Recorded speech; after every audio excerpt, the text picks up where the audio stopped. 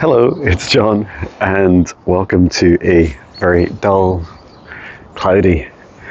It's cloudy. It's Scotland. Wow, what to share with you today. So, if you remember, I was talking in a meditation video, Hi, it's John video, about the secrets of the universe being revealed. And it seems that it was days, at least for me, it was 2 or 3 days of no super new secrets to me.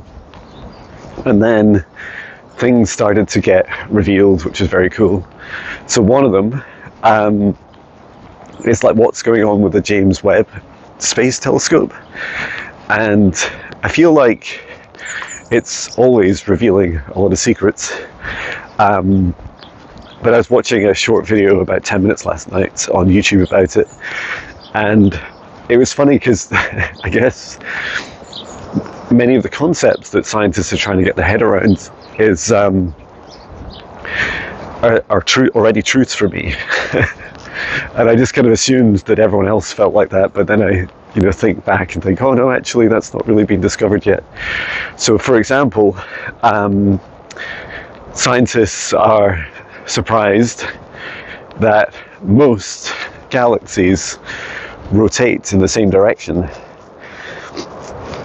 And because they thought with the Big Bang that everything, the galaxies would just rotate in different directions, kind of randomly.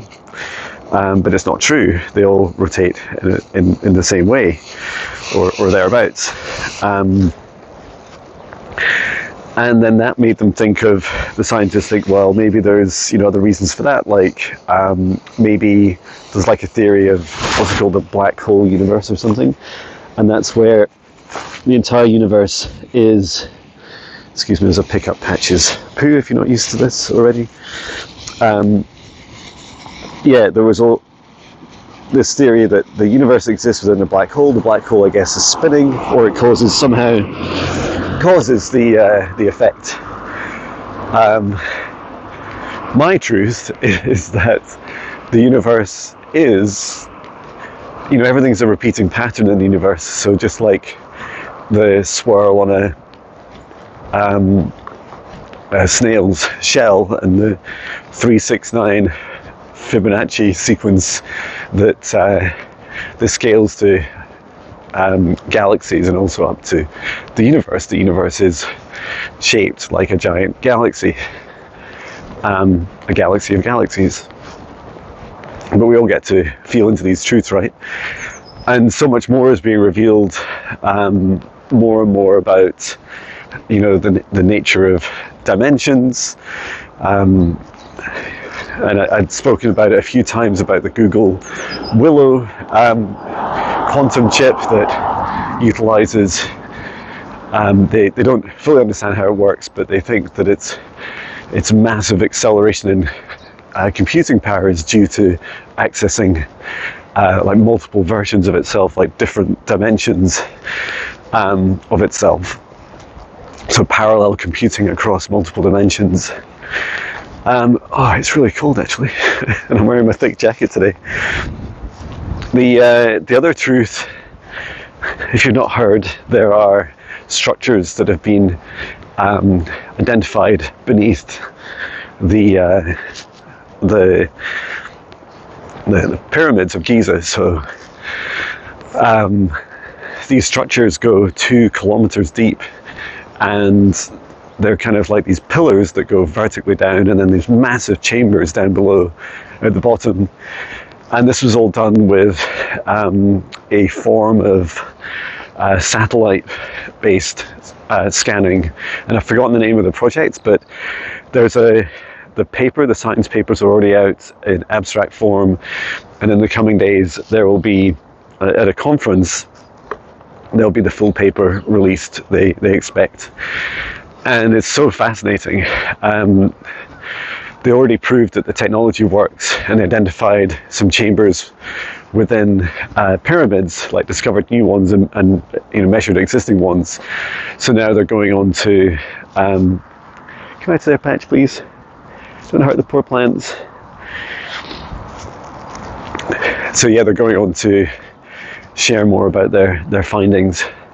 And you know, what's fascinating about that is that there's this kind of this tension going on in archaeology, and you can describe modern archaeology arguing that the pyramids were built with, you know, little hammers and picks and shovels and rollers of wood, and then, you know, some of these more recent findings, you know, just in case you did believe that, you know, there's more recent findings like these structures underneath the pyramids, which are so giant that it just doesn't seem possible. You know, at what point do you give up on the theory of, you know, picks and shovels, and then say, okay, maybe there's more, maybe they had more technology than we perhaps realized, or maybe it wasn't even those people, the ancient Egyptians that did it. Maybe it predated them. We don't know.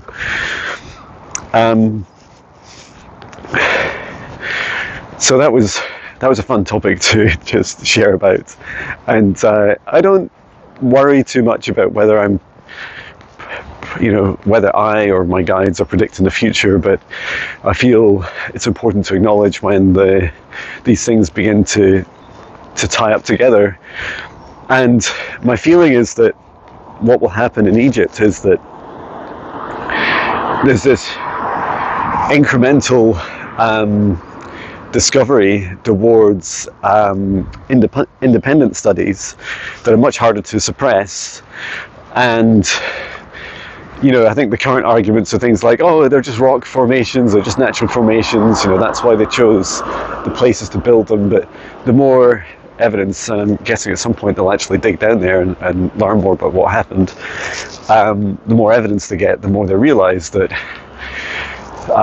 it's not just something that required a lot more technology, but also that our own human history is likely much older than we realize. So likely going back to my feeling, because I see it in client sessions, is not like 5 or 6 or 10,000 years. It's more like going back 35, 40,000 years. But we all get to feel into that and decide what feels right for us. What else was I going to talk about? Yeah, so I just created a video about how to spot the red flags of when you're under psychic attack or negative energy attachment or demonic influence. It's about a 40-minute video. It includes channeling at the end from my guide Maya, which is, wow, so powerful and so helpful. I feel like I can talk for 14 minutes. Come on, Patch. It almost went under my feet. I can talk for 40 minutes and then she can say just huge amounts in 4 minutes. So that was really, really precious. And I've been having a really lovely few days off. So Friday I had the day off, and we had a lovely meal out and a nice relaxing afternoon. And then yesterday with family, I went over, you saw me driving, I was meeting up with my mother and stepfather, so it was great to catch up with them, especially ahead of Mother's Day here, and also catching up on various chores. It's good to, it's funny, it feels like an at-home weekend, which I'm starting to remember what that feels like when we often go away for most weekends, camping and traveling and just enjoying the adventures of this beautiful world. And yeah, it's almost a year. We're coming up on a year now, so we're March, as we're coming to April. End of April was the last day I had in the office at Amazon, and then end of May, or May 30th, was the last day I was contracted with them. And I saw this Facebook memory pop up which said that this time last year I was in Washington DC. I was near the White House and just doing the tourist stuff, like exploring the beautiful cherry blossom. And yeah, I did know at that time, I knew that there was conversations with, well, I'd asked and instigated conversations with HR to see if I could get redundancy and leave the company. But I was invited out to the US to help with a Gen AI project that myself and my team have been working on, really to help bring together a lot of the different tools that were being used at the time, and also help, form guidelines and recommendations, and to support people using technology safely and responsibly. So that was really funny, and I was just reflecting on, I remember a couple of colleagues, I said, look, this might be, I made them aware that I was in these talks, and I said, this might be the last time I see you in person. And so it was the last time I saw them in person. So yeah, I headed back, and I got, while I was out there, I got my offer from HR, and then we agreed I'd work to the end of April in the office, and then my contract would end at the end of 30th of May. So yeah, it makes me wonder, like, what will I do to celebrate this first year? I feel like it's really important. I survived. Just a year ago today, I was walking down walking down the street, saying to myself, it's day 3 after leaving my corporate job, please send food. And the way, the reason I laughed about that was because that's how it felt, right? It felt like that was my fear before I left, was thinking, it's literally just everything going to blow up within the first, hours and days of leaving the matrix. And the answer is no, it doesn't.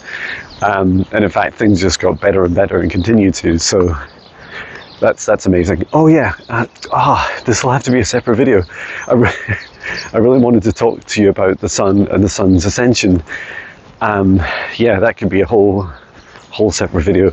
Maybe it'd be a better video when it's nice and sunny. But all I can say right now is a spoiler alert is keep a close eye on the sun, how it feels, keep grounding regularly, and know that the sun is going through an ascension process. So that's something to think about. Anyway, from Patch and I, thank you so much. Take care, sending love.